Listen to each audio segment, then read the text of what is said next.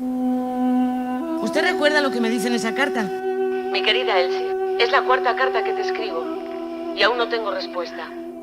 Esta es sin duda la noche más oscura de mi alma. Just the way you look tonight. Es una visita corta. Solo puedo quedarme esta noche. Cuénteme. Cuénteme. Pero yo no he hablado con nadie. Me lo contó a mí, Helen. A mí me lo escribió.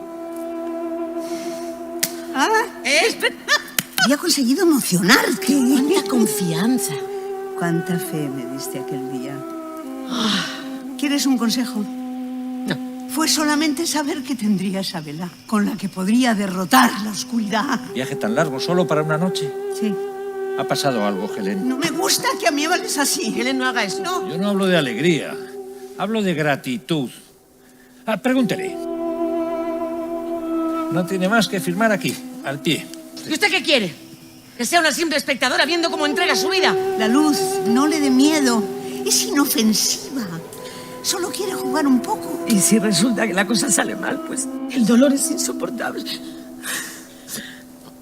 Aquel día me sentí orgullosa de mí misma por primera vez.